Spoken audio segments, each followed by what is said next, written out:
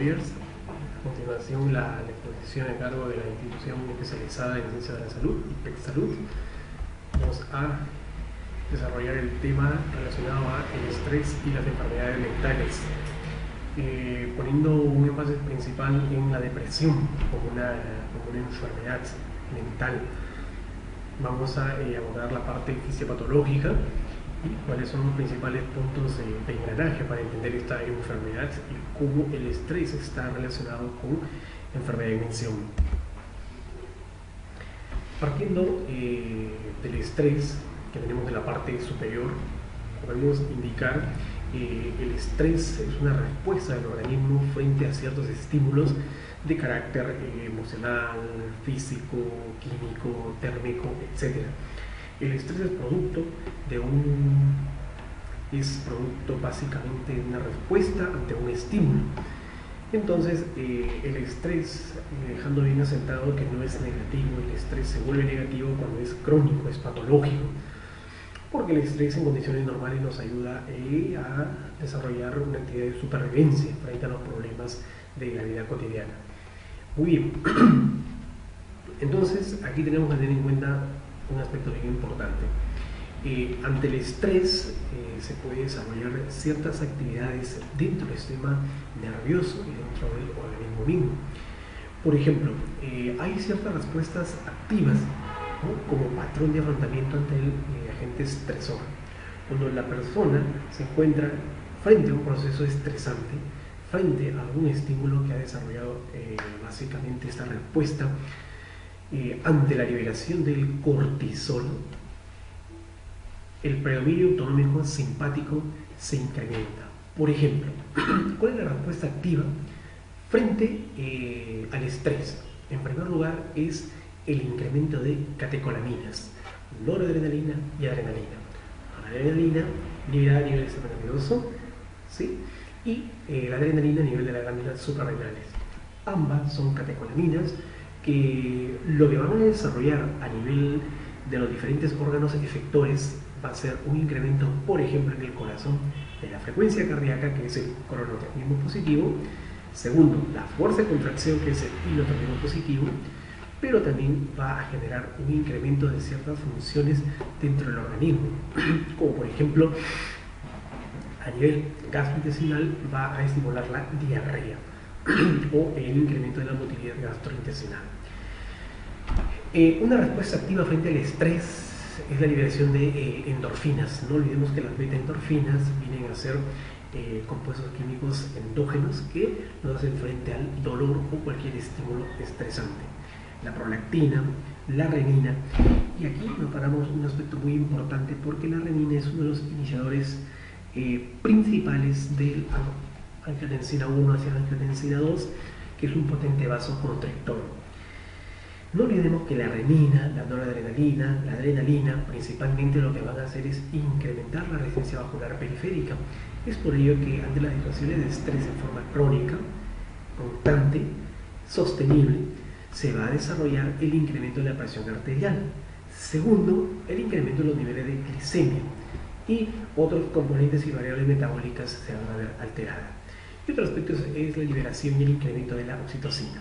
Entonces, el estrés, frente a ello, hay un patrón de afrontamiento ante ese tipo de situación. Hemos comentado en la parte izquierda quiénes vienen a ser las hormonas que se encuentran incrementadas con predominio autonómico simpático.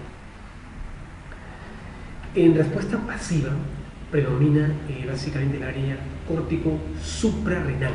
No olvidemos que en respuesta activa es el sistema nervioso autonómico simpático. En respuesta pasiva es a nivel córtico suprarrenal.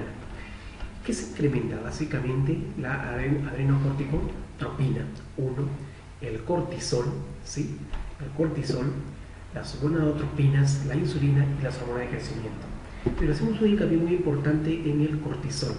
En el cortisol se ve incrementado. El cortisol básicamente son compuestos químicos endógenos que nos van a permitir hacer frente a las situaciones estresantes.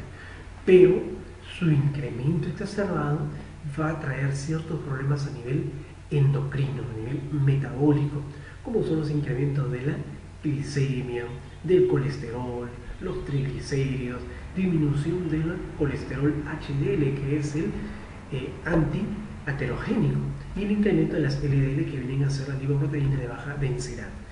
Y una reducción, no olvidemos, de las neurotrofinas y de las hormonas de crecimiento. Entonces, frente al estrés se desarrollan dos tipos de respuestas, una activa y una pasiva. La activa con predominio del sistema nervioso autonómico simpático y la pasiva con predominio córtico suprarrenal. Estas hormonas que son incrementadas y o disminuidas en otros aspectos son los que van a traer consigo el desarrollo de situaciones mucho más complicadas, como es la depresión. No olvidemos que este exceso de liberación de hormonas como las catecolaminas, el cortisol, lo que van a generar es el agotamiento de la reserva tanto autonómica simpática como córtico suprarrenal, los cuales nos van a llevar a un agotamiento y por ende a un proceso patológico mayor, como es la depresión. En el estrés, en primer lugar, antes de llegar a la depresión, tenemos un proceso que es la ansiedad, que es lo contrario a la depresión. El estrés crónico nos va a llevar consigo, por la liberación de estas hormonas, al incremento de la frecuencia cardíaca, sudoración, incremento de la motilidad gastrointestinal, serostomía o sequedad bucal, la sudoración de las manos, que son típicos y característicos de sus situaciones de ansiedad, debido a un incremento en la liberación de estas hormonas que hemos comentado. Ante ya la disminución o la depleción de la reserva de estas hormonas, nos lleva hacia un proceso contrario, que es la depresión, que los signos y síntomas son el antónimo. Ante el paso de la ansiedad hacia la depresión, tenemos un conjunto de signos y síntomas, como son, por ejemplo, los pensamientos suicidas. Y aquí hacemos un hincapié muy importante, porque la depresión, cuando tiene un patrón sintomatológico de pensamiento suicida, es que estamos frente a otro tipo de depresión, una depresión mayor, que es un tipo de psicosis. En la depresión mayor hay un síntoma caracterizado por el pensamiento suicida. Hay cambios en el ritmo del sueño. Si bien es cierto, el paciente con depresión tiende a generar cortes en el ciclo del sueño, tiende a despertarse en las madrugadas y considera el sueño más complicado. Los ritmos circadianos del sueño han sido alterados. Esto se debería a que hay una disminución en los niveles de serotonina, ya que en la depresión hay un nivel reducido de esta neurohormona. Dificultad para concentrarse, exactamente, debido a que estamos llegando a un proceso ansioso, producto del estrés crónico, sostenible. Entonces se están reduciendo las neurohormonas como las catecolaminas, la noradrenalina, la adrenalina, los cuales al reducirse, y otras hormonas importantes como la serotonina, van a generar un proceso de bloqueo de llegada de estas neurohormonas hacia los receptores postsinápticos. En la depresión hay una disminución, una depresión de las reservas de estas catecolaminas. Por lo tanto, al haber una disminución de estas, va a haber poca biodisponibilidad en los receptores postsinápticos, tanto serotoninérgicos como noradrenérgicos. Y esto va a traer consigo una reducción en la sinapsis. Por eso que el paciente con depresión tiende a tener una menor concentración. Cambios en el peso. Sí, definitivamente hay acumulación de un conjunto de hormonas que nos van a permitir un incremento de peso, sobre todo a nivel abdominal, incrementando el diámetro de la cintura abdominal. Otro aspecto importante también es la fatiga, debido a que las reservas energéticas están reducidas, están disminuidas, hay un incremento en las concentraciones de ciertos componentes del ciclo de Krebs que se acumulan y que se desarrollan en procesos anaeróbicos. Falta de interés, también una de las características de la depresión, ante la tristeza, la falta de interés por la falta de neurohormonas como las catecolaminas. el ánimo está reducido, está disminuido, no hay una sinapsis adecuada debido a la disminución de estas hormonas. Está en estado de falta de ánimo, está deprimido por la falta de la hormona, la serotonina, que es la que gobierna ese estado de la felicidad. Culpa y minusvalía. Es cierto, todo paciente con depresión siente un estado de culpa y falta de energía, como comentaba. Estas son las características sintomatológicas de la depresión, producto que deviene de una ansiedad, y esta ansiedad deviene de un estado estresante crónico sostenible. En la bioquímica de la depresión, entonces, ¿qué podemos observar? Que hay una disregulación o un desequilibrio entre varios neurotransmisores hormonales, como es la serotonina, la noradrenalina, la dopamina. Entonces, se ven reducidas las catecolaminas, como podemos observar. Hay un desequilibrio en concentración a nivel de la biofase. Y si hay esto, entonces la interacción con los receptores postsinápticos es menor. Por lo tanto, hay un funcionamiento reducido, disminuido del sistema serotoninérgico y o noradrenérgico. Claro, al haber una menor concentración a nivel de biofase de estas neurohormonas, por lo tanto, no van a ser activados en cantidad suficiente las neuronas postsinápticas. Otras sustancias que pueden estar implicadas son el factor liberador de corticotropina, la CRF, factor liberador de corticotropina. Segundo, el NPY, que es el péptido de opioides neuropéptidos Y. El TRH es la hormona liberadora de tirotropina, la SP, que es la sustancia P, la neuroquinina B y la CCK, que es la colecistoquinina. Entonces se ven también alteradas estas hormonas importantísimas en la estabilidad emocional. Cambios en el cerebro deprimido, todo parte de un proceso estresante crónico, paulatino, estable. En primer lugar, tenemos en la corteza singular anterior, CCA. En esta corteza singular que observamos aquí en el cursor, ¿sí?, podemos observar que hay una disminución de la longitud de las ramas y el número de las neuronas piramidales. Entonces hay una reducción, tanto el número de ramas, las ramificaciones, y el número de sinapsis de este tipo de neuronas piramidales. Segundo, en la corteza prefrontal hay una reducción en densidad y tamaño de los neurogliocitos de la corteza prefrontal. Segundo, disminución en volumen en materia de masa gris, o sea, hay una reducción de la materia gris.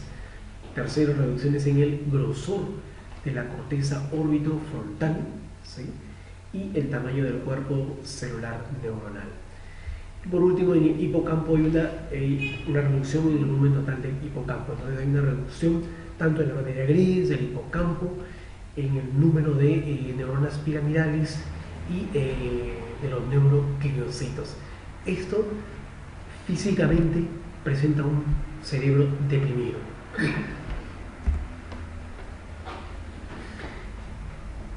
Este aspecto es muy importante porque nos permite denotar la activación de la respuesta inflamatoria inducida por el estrés. El estrés que nos conlleva un estado ansioso, y ese estado ansioso nos lleva a un estado depresivo, que lo hemos conversado en la sintomatología, lo hemos conversado aspectos neurohormonales que se ven reducidos y disminuidos por la disminución en la reserva energética. Podemos observar que el estrés también puede desarrollar un aspecto muy importante a nivel de la hormona liberadora de corticotropina. ¿Sí? Entonces, hay una alteración en la liberación de esta adrenocorticotropina, y como podemos observar, esa adrenocorticotropina a nivel de las glándulas adrenales, suprarrenales, va a liberar el cortisol. Nosotros sabemos que el cortisol se encuentra incrementado como una respuesta pasiva en el estado estresante. Entonces, ¿qué es lo que va a hacer el cortisol? Pues va a tomar una de las células muy importantes, células protectoras de antígeno, como es el macrófago, y lo que va a generar es básicamente la activación o la acción sobre el factor nuclear kappa beta. Y este factor nuclear kappa beta lo que va a generar es un incremento en la concentración de citoquinas proinflamatorias. No olvidemos que las citoquinas proinflamatorias vienen a ser interleucina 1, interleucina 6, 12, factor de necrosis tumoral.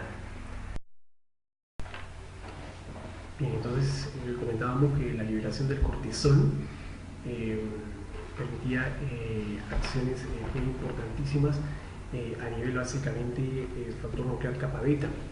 Entonces, el cual ese factor nuclear kappa beta permite el incremento de ciertas citoquinas, son proteínas proinflamatorias, como hemos venido conversando, interleucina 1, 6, ¿no? Factor de necrosis tumoral F, factor de necrosis tumoral alfa, interferón gamma, y incremento de las quimiosinas, de las moléculas de deseo molecular, que básicamente podemos encontrarlas a nivel del endotelio vascular, y sí que incrementan los reactantes de la fase aguda. Entonces, esta inflamación trae consigo cierto proceso de activación del factor nuclear kappa beta a nivel cerebral. Entonces, esto consigo va a conllevar a una disminución de los factores tróficos, ¿no? De cambio de plasticidad, un incremento de la excitoxicidad, básicamente a nivel neuronal, una reducción de las monoaminas, como son, por ejemplo, noradrenalina, dopamina. Estas catecolaminas van a verse reducidas, al verse disminuidas, lo que nos va a conllevar con ello es a una disminución de estos componentes a nivel de los receptores postsinápticos, y con ello generar una menor sinapsis, una menor respuesta física y emocional. Por eso encontramos la fatiga, la falta energética, la falta de ánimo, todos esos procesos que son característicos de un déficit de monoaminas. Pero como podemos observar, todo viene de un cambio del factor nuclear kappa beta, que viene a ser básicamente determinado por la liberación de ciertas citoquinas proinflamatorias y moléculas reactantes de fase aguda. Muy bien, ¿no? Pero asimismo esta hormona liberadora de corticotropina va a generar una alteración a nivel de las cadenas simpáticas, ¿no? Estas cadenas simpáticas se centran básicamente en la respuesta activa frente al estrés. No olvidemos que una respuesta activa frente a situaciones estresantes está gobernado por el sistema nervioso autonómico simpático, y una respuesta pasiva lo es por el básicamente adrenocortico, ¿no? O córtico suprarrenal, básicamente. Muy bien, entonces esta fue la parte de la activación de la respuesta inflamatoria inducida por estrés. Entonces todo ello puede resumir cómo el estrés está relacionado con la depresión, y básicamente por una reducción de las monoaminas, un incremento de la toxicidad a nivel no neuronal y una reducción en los factores tróficos. Entonces aquí podemos observar efecto de la cascada inflamatoria, la que hemos conversado, sobre la plasticidad neuronal. Entonces, muy bien, uno es cómo se activa la respuesta inflamatoria. La respuesta inflamatoria básicamente se da por esas citoquinas proinflamatorias que nos conllevan a la activación del factor nuclear kappa beta.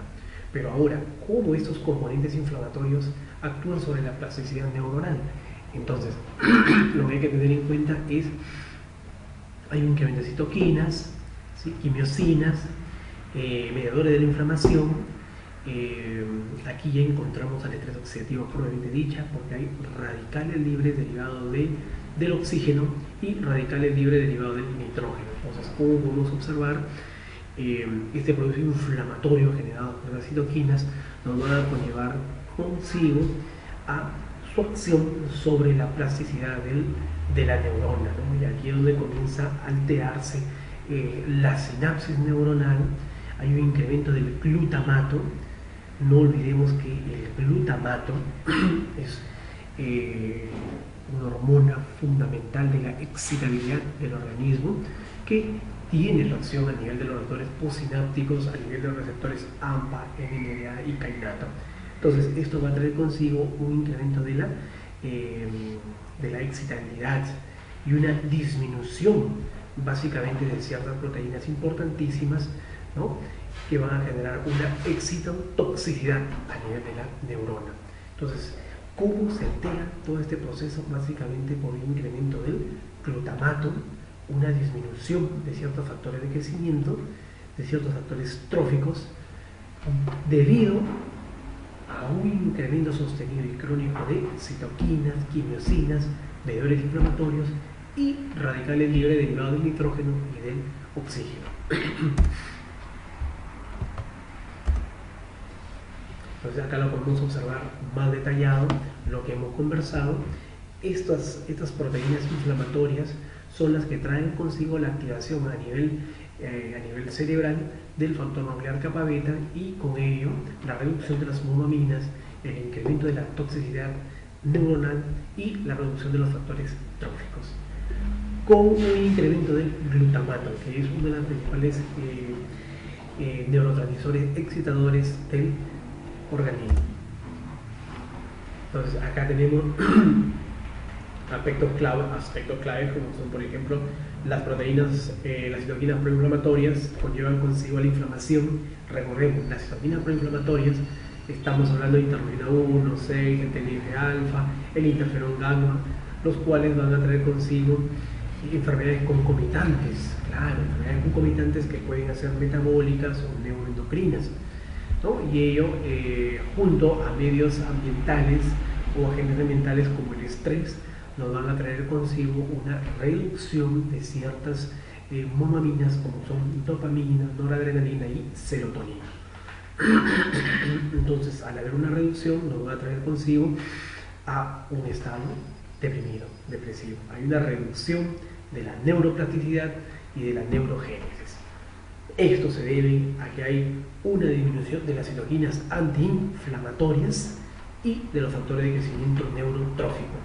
No olvidemos que el incremento del factor nuclear kappa beta nos trae consigo un incremento de citoquinas proinflamatorias y a una reducción de los factores de crecimiento neurotróficos. Y ello, por ende, caemos en una depresión.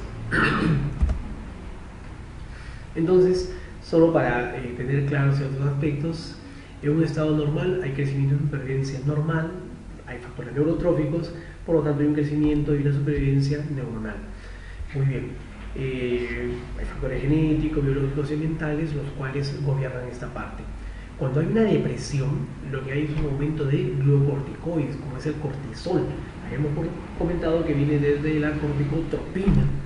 Entonces, una reducción de ciertos factores importantísimos de crecimiento, lo cual nos lleva también a una atrofia y muerte neuronal. No se olviden, la plasticidad neuronal está reducida, el número de células neuronales está disminuida, la densidad está reducida.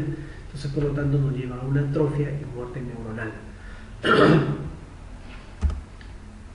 Entonces, aquí, como una conclusión de finales, es que en la depresión hay un fallo del sistema noradrenérgico y hay una hipoactividad de la noradrenalina, por lo tanto, hay una menor interacción con los receptores postsinápticos y uno trae consigo a un estado de disminución de la atención, falta de concentración, por reducción en el número y densidad de neuronas, en la neuroplasticidad, alteración de ella, alteración de la memoria, en el envejecimiento psicomotor, hay fatiga, hay disminución energética, porque no hay una sinapsis neuronal, falta de concentración, alteración en los procesos de información, hay un cansancio, todo esto hay. Entonces, como podemos observar, aquí tenemos una neurona, una neurona presináptica y aquí tenemos enfrente una neurona postsináptica. En un estadio normal salen los neurotransmisores, ¿sí?, que son las catecolaminas, a la biofase y ellos interactúan con los receptores postsinápticos y con ello desarrollan una sinapsis excelente para que el paciente pueda desarrollar sus actividades físicas, locomotoras, etc. Pero cuando hay una reducción de estas monoaminas debido a la activación del factor nuclear kappa beta y ello por el incremento de ciertas citoquinas proinflamatorias, nos trae consigo una reducción en la biofase de estos neurotransmisores, los cuales no pueden llegar hacia los receptores postsinápticos y por ende podemos encontrar la sintomatología típica y clásica de la depresión, como es la tristeza, la falta de interés, la fatiga, el decaimiento, todos estos procesos. ¿no? Entonces es importantísimo. Ya más adelante se podrá hablar respecto del abordaje terapéutico de esta enfermedad.